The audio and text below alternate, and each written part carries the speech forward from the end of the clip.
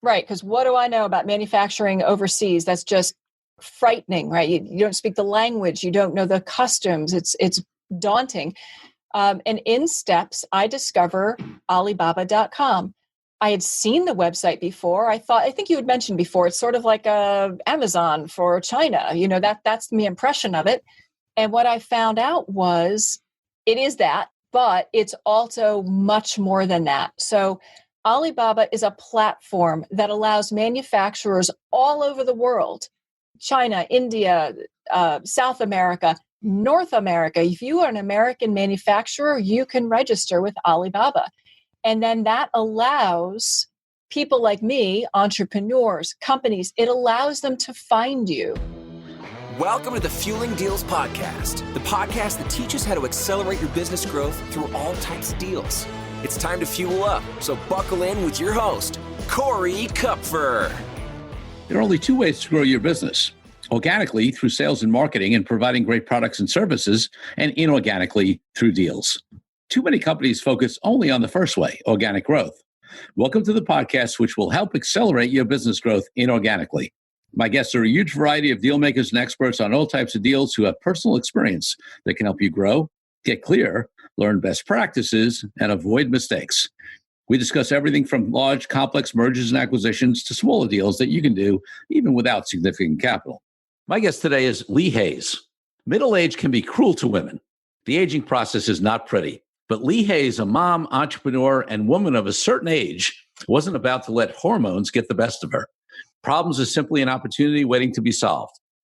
She researched the market and couldn't find the solution for hot flashes that was right for busy working women, so she invented her own, the Cool Me Scarf. Lee Hayes knew that she didn't know much about manufacturing, websites, or retail sales, so she researched, studied, and learned. One discovery which propelled her forward was leveraging the platform Alibaba.com, which allowed for rapid and safe solutions to manufacturing, business transactions, and logistics. She brought Cool Me Scarf from concept to market and from market to the Oscars. I can't wait to hear that story. Within 2 years of concept, Cool Me Scarf was selected as a gift for celebrities in the 2020 Oscars gift bag. While not inventing products or walking the red carpet, Lee is the owner of Leeward Speaker Management, supporting a group of amazing business speakers and helping event managers create wildly successful events. Lee, welcome to the podcast. Thank you so much for having me, Corey. This is very exciting. I love your podcast, and I'm excited to be a part of it.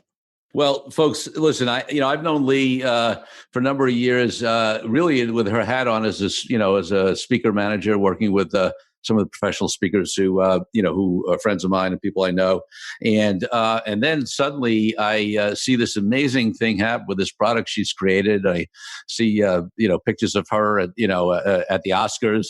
And I just had to sort of bump her up the schedule here. And because of, not only is this a great entrepreneurial story, but the product's amazing.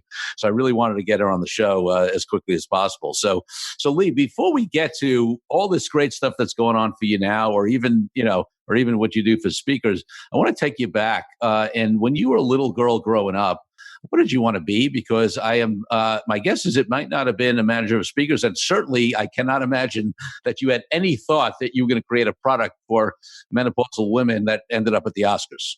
Oh my goodness. I wish we had video. You'd see tears streaming from my eyes laughing. When I was in third grade, a group of college students came in and they polled the kids on what they wanted to be when they grow up. And most people said, firefighter, ballerina. I said I wanted to be a jockey. And that is something that sticks out in my head because they laughed at me, right? This group, they just laughed. They had never heard a little kid say they wanted to be a jockey.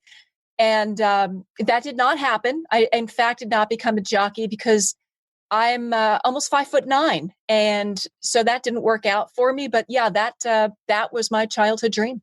I love it. And what was your first real business, however you define that? Well, I did the corporate thing, right? Because that's what you do. And that's what I was molded for. My parents go to college, you go to, and you get a corporate job. That's what you do. But my entrepreneurial bug was always there. And as a kid, I would sell things, right? We'd go fishing on deep sea fishing and we would catch all this fish. And where would I be at 10 years old? I'd be on the street corner hawking fish to passerbys. So I was always an entrepreneur. But my first, legal licensed business was the Cheshire Carriage Company. I owned a carriage company for weddings, horse and carriage. And where was this? Cheshire, Connecticut. Okay. And weddings. So if you saw the horse and carriage in front of the church, that could have been me dressed up in a tuxedo and taking the bride away like Cinderella. I love it. All right. So, and then things evolved over time, and then, and you still do, right? You work with speakers and you represent them and do deals to get them booked and that kind of stuff, right? I still do. That's really my number one love, is working with business speakers. I curate them very carefully. As you know, there are a lot of people out there who either are speakers or want to be speakers, but not all of them have unique content. Not all of them have the best stage presence. There are a lot of people who would like to, but then there are those who are really successful. There are those who have written the books from their own experience and research, who have had life experiences that are way beyond what other, average people have had, and that also can share this from the stage in such a way that it's inspiring, but also educational. And that's really what my niche is curating these individuals who just blow your mind with content that's going to turn your business around, or content that might turn your life around. So that's where I live right now. And I love bringing those people to events, like I said, to make them just special, that they have great experiences with great people. So I love it. So just to, because I know the audience is dying to hear this story about the new product and the Oscars, but just to tease it a little more, I'll ask you a question or two about deals in the speaking industry, and then we'll get over to the new exciting thing. In terms of speakers all the time are trying to figure out, whether it's how to get booked or how much they should charge, even if they have an opportunity to get booked, and all the aspects of of a deal when you get hired to either be a keynote speaker or a workshop, a breakout speaker or whatever. Any tips and thoughts about structuring those kind of deals, and how you deal with pricing and that kind of stuff for speakers who are looking to get booked? Absolutely. I get that question a lot, and I sometimes just spend time with speakers, giving them the tips that I can. For people who are getting started, first of all, you need a good story, and a good story is one that gives something to the audience. It can't be an about me story. A lot of speakers come and say, well, I did this, and it can't be all about you. The audience has to get a takeaway from it. They have to be able to relate or somehow draw something out of it. So make sure the story is something that helps the audience. Never speak for free is my first piece of advice. And when I say that, what I mean is not necessarily cash, but never speak where there's no value. If a place contacts you and says, yeah, we just need a speaker, would you come here and just do it? And you go, sure, you're devaluating your own, your content, yourself, your image. There needs to be some sort of exchange. So even if they're not paying cash, when you're a new speaker, you're giving them value. You need to get value back. Maybe they're taking video. You can get a copy of video that's very valuable. Maybe you can get a good connection from them, and make sure you get that before you speak. If they promise, oh yeah, I know people who do events, say, great, I'd love an interview with them before your event. I'd love to talk to them so that you can make these solid connections. Sell books. Some people, sell books from the back of the room. Wonderful. That gets your name out there. Maybe it's the quality of the audience. If you are a consultant, make sure you know who's in that audience. Maybe these are your customers. But look for value. Don't just give it away. Don't cheapen yourself. You're not a prostitute. You're a speaker. Well, you know what? Prostitutes get a good exchange. Maybe that is a good model. You always need to get exchange. Love it. I love it. Okay, great. All right. So we may come back to that, but I want to, I want to stop teasing everybody, because although what you do in the speaking world is actually great and is interesting, and there's a lot more lessons to be learned there. What is super exciting right now is that, so we've heard a little bit that you were somewhat of a national entrepreneur. So maybe it's not surprising that you've done something totally different. Tell us about this new product. Tell us about how it's gone from concept and what in less than 2 years. Less than 2 years. From concept to not only to market, but also to the Oscars. Tell us that story. Okay, I'll try. You said this is a 3-hour podcast, right? Great. Again, it's a product that solves a problem. I'm a middle-aged woman. I confess I'm no spring chicken. And I found that it's very real that women get hot flashes. In fact, there's a whole Broadway show about it, right? Menopause. It's a show about hot flashes. This is a serious issue. And hot flashes can be debilitating. It's hard to understand for someone who hasn't experienced them. I'm going to pick on my daughter here for a second. And she said to me once, Mom, just ignore them. Just ignore them and move on. Well, and the only way I can explain that to people who aren't experiencing hot flashes is imagine you suddenly had a wave of nausea. It becomes your focus. It's really hard to ignore because suddenly all you can think about is nausea. Well, when you have a hot flash, you're stuck in that moment. All you can think about is that my temperature's just gone to 105 and perspiration's popping out, and it really becomes the focus of what you're doing. It's distracting. So, like you said, I'm an entrepreneur. I'm a business person. I'm working all the time. You know it. Speaking is a hustle. You're always helping people round the clock. I have clients all over the world. And suddenly these hot flashes would hit. And I thought, you know what? Hot flashes are inconvenient. I need to do something about it. And I researched the products that were out there. They have these scarves. They're wet. They're sort of like a chamois you'd use for your car. That's really what they are, that you soak them and you wring them out. And then you put this semi-damp, they say not really damp feeling. It's wet around your neck for evaporative cooling. You can get these beaded bandanas, which are rather unattractive, that you can freeze. And then after you've frozen them for a couple hours, you can wear them. But again, you've got to remember 2 hours before that you're going to get a hot flash, you got to freeze it. And they're not attractive. So I thought, you know what, if I am on, I do broadcasts, right? I do live broadcasts. I'm on video. You want to be able to solve the problem and move on. You can't ignore it. It's hard to ignore. So I came out with a beautiful solution. And my solution is Cool Me Scarf. Cool Me Scarf. That's the name. It is an elegant scarf. It's understated. The color right now that I have is deep sea blue. It's think of blue jeans, right? Blue jeans go with everything. It's a deep, rich blue. The material is a wood fiber, lyocell. So it's a highly moisture-wicking fiber. Even the scarf itself feels cool because it draws moisture away from your skin. And let me tell you, with hot flashes, you sweat like a pig, Margaret. And it has a cooling pack in it. This is a pack which has a special product in it, which is a conductor. It's a gel. And if we've studied our basic science, hot goes to cool. If you put a cool object against a warm object, it draws the heat out of the warm object. That's how cooling works. People think you're stuffing cool in. You're not stuffing cool in. You're taking heat out. And that's true with every product. Whether you're using an ice pack or ice cube on your face, you're actually sucking heat out. And that's what this product does. So it's elegant. It's cool. That's great. So before, I want to get into some details on how you figured out manufacturing and the relationship with Alibaba, and then obviously getting the Oscars.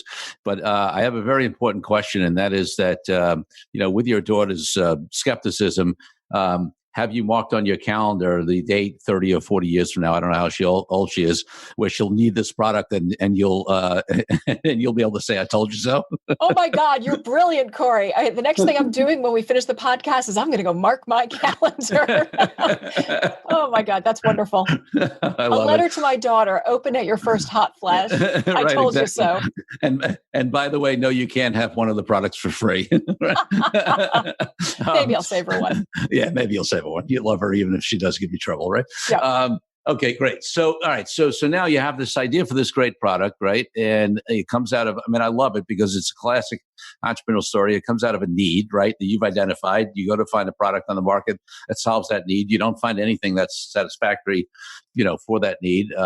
And you say, okay, well, I guess I'm going to make it. So now, you're making a physical product, unlike your other business and what a lot of us do, which is services. You got to get something manufactured, right? So what do you figure out about that? And what is the partnership with Alibaba? What does that do for you?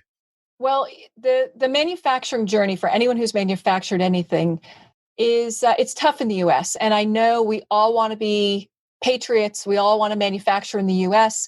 But I had one very nasty person and one very nice person explain to me why my product could not be manufactured in the U.S. And I'm sure this is an issue that many people have come across. My particular product because it actually has to be made in a laboratory, even though the product already exists. Like the conducting material, it's a simple material, it's a common material, it's used all the time, it's safe. If you ingest it, please don't eat the scarf. But if you did, it's safe. It's a simple product. It's a classic conductor. They said, even though that's the case, because you're in the US, even though it's used by many other manufacturers for many other different purposes, we still have to study it from the ground up, and it will cost you thousands of dollars to research the product, just so we have the paperwork that shows that it's been researched. Doesn't matter that other people have done it. It doesn't matter that it's used all over the place for other things, right? So he said, that's your first issue, is it's going to cost you thousands of dollars in investment to prove something we already know. But just so your name is on it. He said, the other thing is, and I didn't realize this about manufacturing, but I found it really interesting. In the US, the primary way things are manufactured is through automation. They find out how to make the product, and then people build a machine to make the product. So your investment is the machine. Once the machine is made, then you can bang the product out. A really good example of this is Poland Spring Water. Poland Spring hardly has any employees. They've automated the whole thing. But that initial investment is huge. And as an entrepreneur, he said, unless you can drop $500,000 on a machine, at least, even for a simple product, he said, that's your barrier to entry. That's a huge barrier. Interesting. And so it's practically a huge barrier. As an entrepreneur, you don't have that kind of money to invest, especially in a product that you don't know. I mean, you had a good thought that there's a market for it because you had a need, but you don't know how well it's going to do, right? So make that kind of make that kind of investment. And then also the interesting part of that for me is, and I don't want to get into the whole, too far out into the whole political thing about onshore, offshore, but right. From what you said, basically what that means is that the theory that it creates American jobs is also not always true, because basically you get your Poland Spring example was a great example. I mean, maybe there was some jobs created in building that machine, but once it's built, the process is fully automated, and not a lot of people are being employed either. So interesting. True. And I'm sure there are many things that are really well done in the US, and there are definitely things that are manufactured in the US, and huge corporations who can dump tons of money in can manufacture in the US. But you look at places like Apple. Apple does all their stuff abroad. It sounds so American, right? Apple, they don't manufacture in the US. It's prohibitive. Okay, so you figure out now that you can't do it in the U.S., right? So you need to do it overseas. And now, how do you, what's the next step in figuring out how you do that? Right, because what do I know about manufacturing overseas? That's just frightening, right? You don't speak the language, you don't know the customs. It's daunting. And in steps, I discover Alibaba.com. I had seen the website before. I think you had mentioned before, it's sort of like Amazon for China. That's the impression of it. And what I found out was it is that, but it's also much more than that. So Alibaba is a platform that allows manufacturers all over the world, China, India, South America, North America. If you are an American manufacturer, you can register with Alibaba. And then that allows people like me, entrepreneurs, companies, it allows them to find you. Because just to how do you find a manufacturer? I had no idea. And by going there, you start searching, you look by category. And I said, I need a conducting pack made like this. And lo and behold, 30 manufacturers pop up. Wow. And, but now what do you do, right? So this, and Corey, I had no idea that this is how it worked. This is just mind-blowing technology to me. I email people all over the world to get quotes. I can email China, I can email other countries where I don't necessarily speak the language. And I write in English, it automatically translates it and gives it to the buyer in their own language. Wow. They answer in their language, it automatically translates and comes back to me in English. Boom. Is that amazing? Love it. Love it. So you discover Alibaba, you find out, it has its capabilities, and you end up getting a manufacturing source through it, right? I did. I found a wonderful fellow, Peter, in China. It turned out, I looked at different countries. China just happened to be able to get this particular fabric that I was looking for. He happens to be in the fabric district. And I was able to get the conductor packs that I needed all through Alibaba, through easy transactions.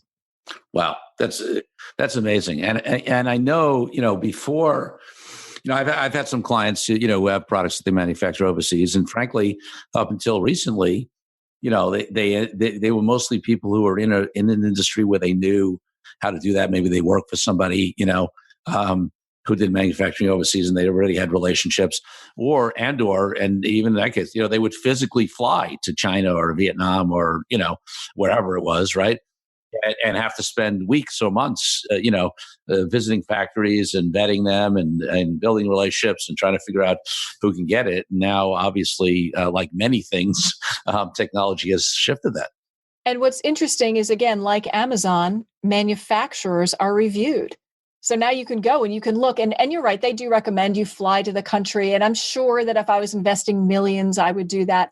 But I was able to look at other people's experiences with these manufacturers and get some really good feedback before I put any money into it. And I was also able to get samples. They're happy to send samples. That's part of the request system is, you can order a sample and they ship it to you. And that was very helpful. So in doing a deal with the manufacturer through Alibaba, how does it work in terms of, do they just, is it almost like an RFP process? Do they give you quotes? Do you negotiate back and forth? How does it work in terms of cutting the deal for what you need? So indeed, it was an RFP process. I had my own RFP. I had created my own, which I sent to, multiple manufacturers. They come back with their quotes.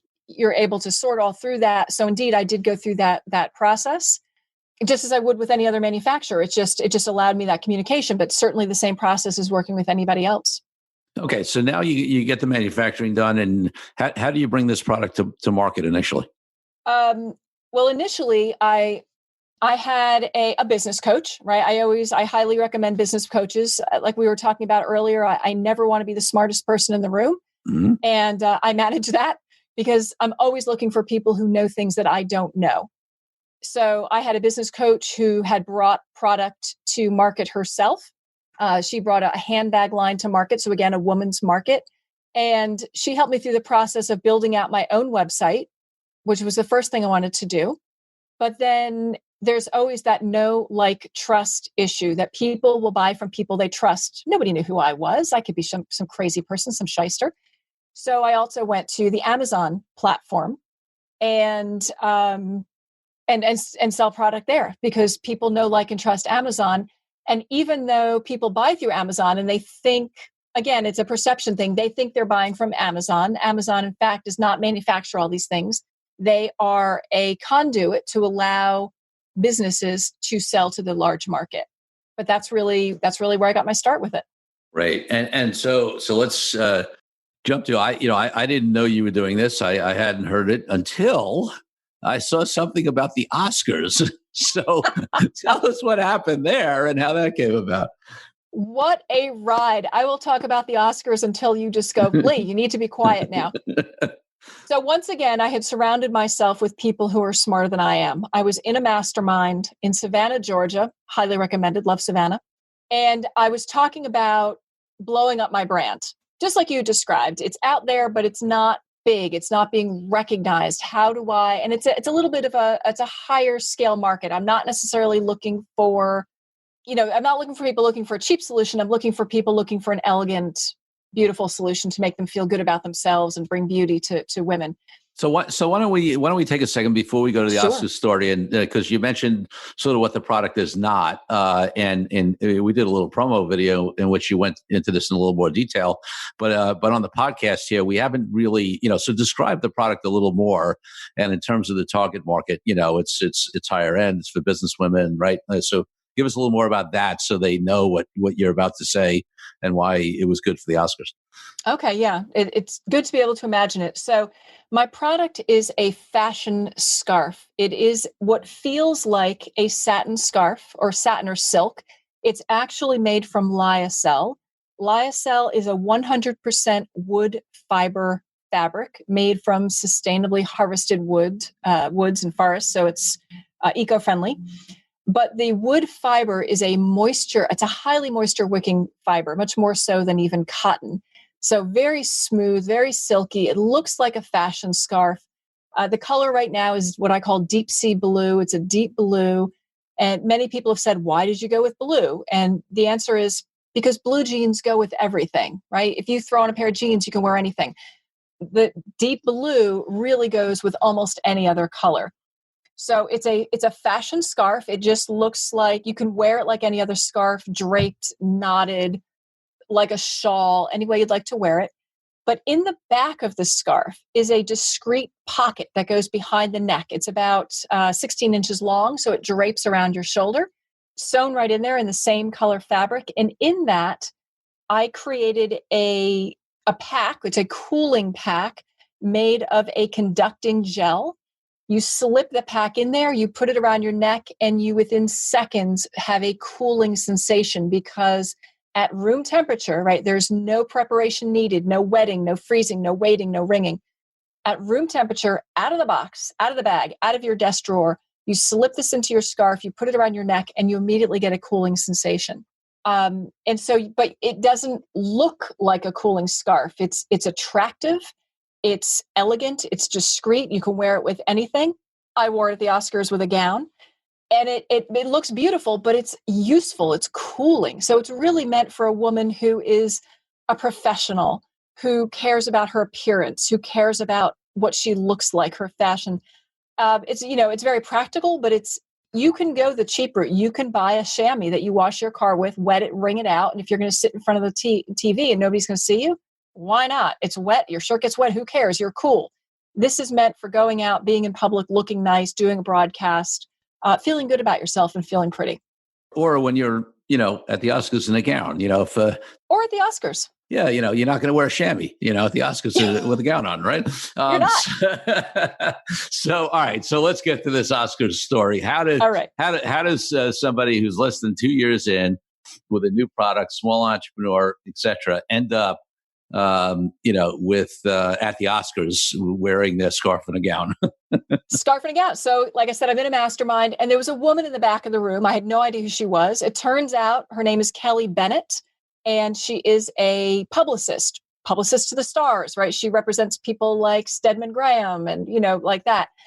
And she's watching me. She's looking at my product. She's listening to me. And she says, how would you like to go to the Oscars? I went, excuse me?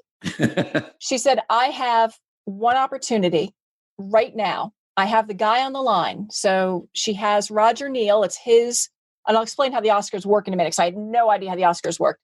She goes, I can get him on the phone. You have 5 minutes to decide. You have 6 hours to get me all of your materials, right? The logos, the write-ups, all these things. Because this is a Saturday. You have 6 hours to get at me. And you have until Monday to have your product in the mail because it has to be to them. She goes, I need it in hand by Friday. Wow. No pressure there. No. Oh, and you need 2 assistants to go with you because you're going to have a table. I'm going with my product. It's not just the product. I get to go with it and demonstrate it. So you need assistants. You need a table. You need everything done. And by the way, the Oscars are in 1 week. Yeah. So folks, this is what I love though, because you all know where this story is going, and this is what the difference for me about entrepreneurs, right? Is that despite all of the challenges, constraints, what may seem close to impossible, I know already, and we haven't talked about this, that even if there was any hesitation in the back of your mind, you were still like, yes, I'll do that, right? That's what entrepreneurs do. That's what you're allowed to take risks when you're an entrepreneur, and I spent decades in corporate. If I went in corporate and said, hey, we have this great product, we can get it to the Oscars next week, they would just go, and what's the next thing on our topic for today? They wouldn't even entertain the idea. Oh, yeah. There's no way a corporation can move that fast. Oh, yeah. I mean, just to get through the layers of the approval processes and procurement and, you name it, never happened. Never happened. But an entrepreneur, you can just jump. And sometimes you crash and sometimes you land on your feet. All right. So this time you jumped, you landed on your feet. So tell us the story. How did it go?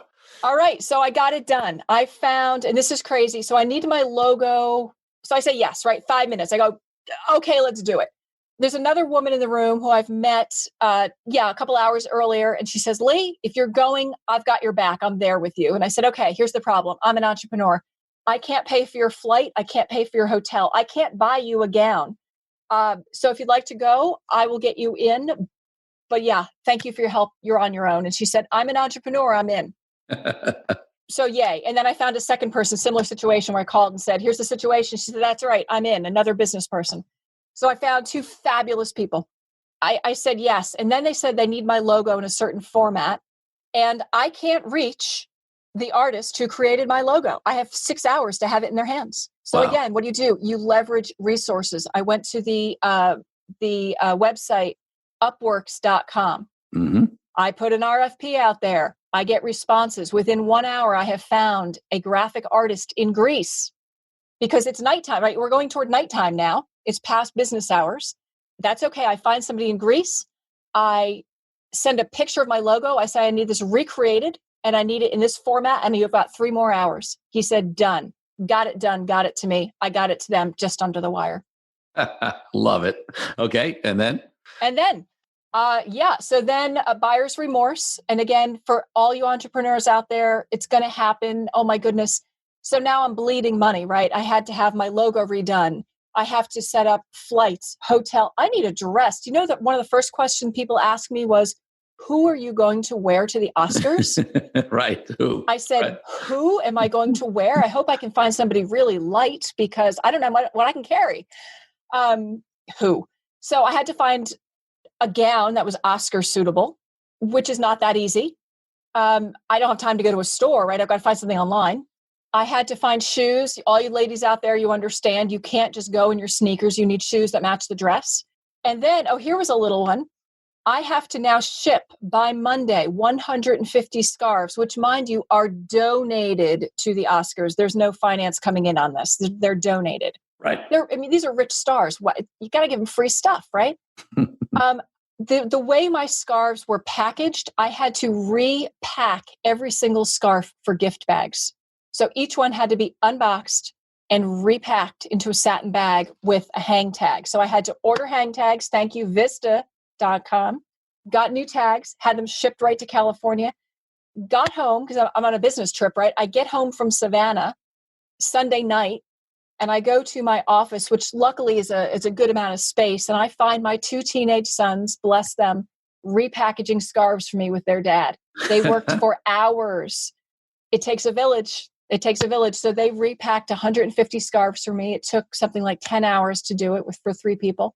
My husband, bless his soul, took a day off from work to get all the scarves shipped because, again, shipping is easy. No, it's not. The conducting material in here, it's weighty, right? It weighs almost 16 ounces. That's super expensive. He took the whole day off from work to get things shipped for me. And that was my journey, right? Flights, hotel, rent-a-cars, getting other people coordinated, getting the agenda. Insane. I get it all done in 6 days. Very little sleep, not a whole lot of food, maybe a glass of wine, just when really needed. And then I was on my way to the Oscars. So now your scarves are in every gift bag, and you're actually at the Oscars wearing your scarf. So I'm at the Oscars, but let me just explain how the Oscars works, because I had no idea how this works. The Oscars is not one thing. It's many things. So what you see on TV is the award ceremony. Nobody gets into the award ceremony unless you are a nominee, a guest of the nominee, and they only get 4 tickets. I found this out. You're Brad Pitt, 4 tickets, baby. That's it. Right. So if you're a presenter, you get 1 more ticket, you get 1 guest, and then the other tickets all go to studios, right? Movie studios, and they give them to their people. And it actually is there's like an auction process, lottery process, where you have to apply for a ticket, and they actually do a physical lottery to pull names to get these few tickets. There are not many. I was not at the award ceremony, to be clear. Where I was and where all the gift bags are at the after parties and the viewing parties. There are many, many celebrities who cannot get into the Oscars, most of them, right? Because there are a lot more than 3,400 celebrities in the world. And so unless there are 200 celebrities basically get in. Those are the nominees. Then again, like I said, the presenters, and if you know somebody or you're in the lottery, that's it. All the other celebrities go to viewing parties. All around the Dolby Theater are viewing parties, the Vanity Fair party, the Elton John party, the Roger Neal party. There are other ones. I was invited to a viewing party and gifting suite. Okay. There are also, hold yourself on this one, more than one red carpet. There are multiple media red carpets. There's the one that Brad Pitt walks down, which again is just for nominees. But then there are all these other red carpets that the other celebrities walk down. And being a sponsor, I was able to walk a red carpet, which was, again, a mind-blowing experience. I will tell a super quick story. I got to go to the premiere of one of Jane Fonda's films because a friend of my wife's was very close with her, and and there was a red carpet for the opening of her, film in Manhattan, and we walked down with with our I won't say who it was, but with a a well-known person. And I apparently made a major faux pas because I stopped when she stopped to speak to a reporter. I sort of, we sort of stopped with her, but got yelled at by all the photographers because we were blocking their picture view. And they were like, "We don't know, get out of there. You're blocking the view." So that was my red carpet experience. Yeah, but it's a funny experience, right? You think, again, you see it on TV and you see just super close-up snippets of somebody on the red carpet. You don't realize there are thousands of people surrounding them. Right. Or hundreds of people, and it's super tight quarters. Was this your experience too, where there was a media outlet every 2 feet? They actually marked the carpet every 2 feet. Every 2 feet, exactly. And then who they stop for, whatever, and like that. And it's not like one celebrity's walking down and they wait for them to get from the beginning to the end. Nope. Right? It's like a procession. So. Yep. And they get bounced around and back and forward, and you have a public eye, a publicist with me who's grabbing me, going, "Lee, stand here. You're interviewing next. You're next." Okay. And I walked the red carpet with the Pointer Sisters, which was really fun. I love the Pointer Sisters, Anita and Bonnie. They were just great. I saw those photos. That was amazing. All right. So let's, I want to sort of jump a little bit because we do have, it is not a 3-hour podcast. But I'm so tempted to have it be one in this case, because I'm sure there's great stories. But let me ask the question, and obviously you can build in any of the fun stuff in the answer to this. So when we were talking earlier about speakers and the concept of never speak for free, or really what you said, and the way I like to say it is never speak without getting value, right? Because it's not only cash. So now let's draw a parallel here, right? So for me, the difference between having this just be a giveaway for you and having it be what I would consider a deal is the way you're going to leverage. You did and are going to and are in the process of leveraging this to get yourself value, right? Because if you don't leverage it in a certain way, then it could be 150 scarves and the cost of a gown and flights and whatever that you donated, and great, right? What does it do for you? So talk about the ways that you were able to, either while you were there or subsequent, to leverage this. And for me, that's what it has it become a deal, because now you've given value and you're getting value, similar to what we talked about with speakers.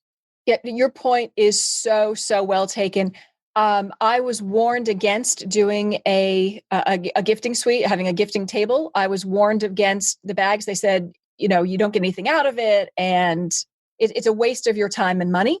I absolutely disagree, because like you said, if you just go there and just give stuff away, it's just like speaking. If you're on the stage, you just give it away. That's a bad thing.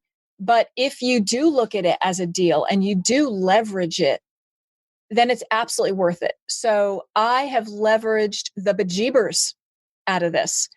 And different things is, first of all, the gifting suite I was in, I met delightful celebrities who wore my product and commented on the product. So that's great that they were willing to do that.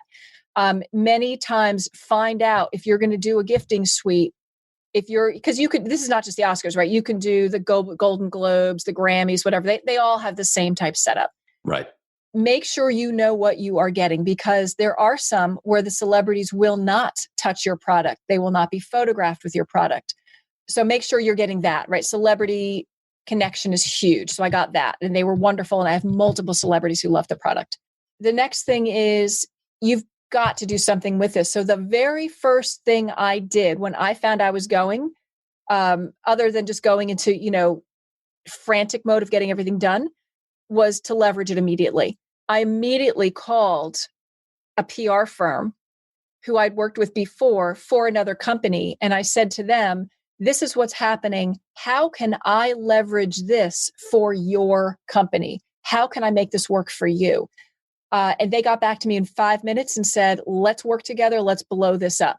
So I'm representing their company with my Oscars story. They got me immediately a write-up on their own site. They got me an interview with ForbesOnline.com. So I've already been in Forbes. I have some local TV stations who have reached out. And again, this is just leveraging it. It doesn't happen. It doesn't come to you. Deals don't come to you. You need to work them. And I have been working this to the best of my ability. It's a story that's right. Hometown mom goes to Hollywood with a product that helps, that empowers women. There's a story there. So you have to figure out what is your story and leverage that. And that's what I'm doing. I love it. And, and it's so interesting to me that the parallels to the speaker conversation, because, the first thing you said about speakers is that they need to, have a good story, have good content, be on stage that's unique, et cetera. And I think that's what I love about this story. I mean, I love the story in general, and it's fun and it's exciting and it's a great entrepreneurial story. But one of the things about, specifically for this podcast is that, one of the premises of the podcast is that deals aren't just big mergers and acquisitions or financing deals, that there are all kinds of deals that you can do, whatever size company that you're at. And that, it's about, being creative. You don't necessarily need capital, and it's the way you leverage it. And I want to sort of redefine what people think about as deals. And, whether it's, even the way I use this podcast, or the way I wrote a book. A lot of people, have a book and they sell, 50 copies and they don't know how to leverage it. And right. The difference between creating a product or giving something away or whatever it is in whatever context and really leveraging it is turning it into a deal where you get value, and that's what you're talking about doing. So, have sales? I assume sales have picked up significantly, and you continue to leverage it to get this great product out there for the marketplace, right? Well, again, the wonderful thing is that because I'm now leveraging the story and the brand and getting it out there, I've been approached by buyers, and that's really, here Fantastic. You go, leveraging again, right? So it's not, at this point, it's less important to me about selling the one scarf on Amazon than it is getting the buyer in who's going to get it out in a retail environment. So there are, I've been approached by a buyer for 3 large box stores. And that, again, that's where my leverage is. That's where my deal is getting out there. I can run around like a crazy person trying to get people to my website, but I will never have the volume that I do working with these buyers. And the buyers are approaching me at this point. So that's where the leverage is they said, we saw you, online. We saw you on LinkedIn. We saw the Oscars story.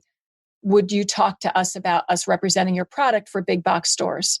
That is such a great lesson, because, people, and listen, there's nothing wrong with hustle. There's nothing wrong with trying to make, 1 sale, 2 sale, 3 sales, or whatever you're doing.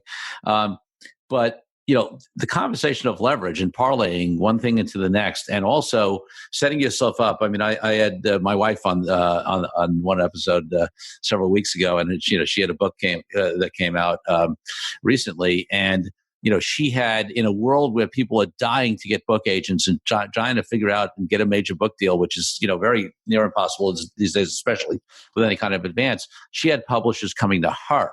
And the difference in leverage, and, there's a whole, I won't get into it. You can listen to that episode if you want to hear how she did that.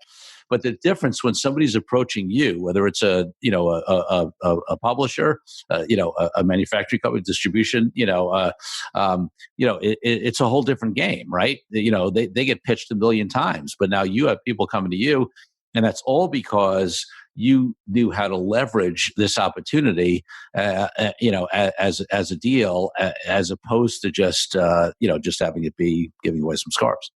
Right. And it could have been that, right? And I think that's what many people do with these gifting suites is they go, oh, it's a cool party. You get to meet cool people. And no, it's about, like you said, it's leveraging the deal. It's an opportunity. It's a springing off point to make things happen. Well, that's great, Lee. So if people want to find out more about the product, about you, about, anything you're up to, what's the best place for them to go? Best place is coolmescarf.com. So cool, like make me cool, coolmescarf.com. Easy enough. Easy enough. Well, I know some people I'm gonna buy some of these for because I am. Although as a man, I don't experience hot flashes. I am actually hot all the time, so I might even use this thing. But I certainly know some women who are at that premenopausal and menopausal stage where, trust me, I am very familiar with the issue of hot flashes. The issue, and just in general, just so you know, I've had doctors actually brought this up. I didn't realize it. For people who are going through chemotherapy, and 1 in 5 people in the U.S. will get cancer. Ugh. If you're going through chemotherapy, occasionally, I guess it's a thing that it impacts your ability to regulate your body temperature. And this is a very neutral scarf. In fact, it is fine if you are a man with chemotherapy and you in treatment want something cool around your neck. It's a lovely gift. Wow, that's amazing. All right. So my final question I always ask on the podcast is, one of my highest values is authenticity. And for me, that means basically alignment with your inner truth, not about external ethics and that kind of stuff. What does authenticity mean to you, and how does it impact what you do in business and in life? Well, for me, I feel I'm a fairly authentic person. Authentic to me, meaning that I believe what I do. I love what I do. I don't fake what I do. You know what I mean? I love... For me, the greatest thing I can do is watch other people succeed. I get the biggest charge out of that. There's nothing more joyful for me than giving somebody a gift that makes them happy. And so with doing things like working with speakers, with creating a scarf, I get a huge charge out of watching other people benefit from that. That's my biggest payment. It really is. And I think that's for me where authenticity comes from, is doing what you truly believe and truly love. And I love impacting other people. I love watching something like a speaker on stage, right? And they get a standing ovation and I go, that's a little bit me because I put them there. And I love that happened for them. Mm. And if they're on stage wearing your scarf and nobody knows, that's even better. That's even better.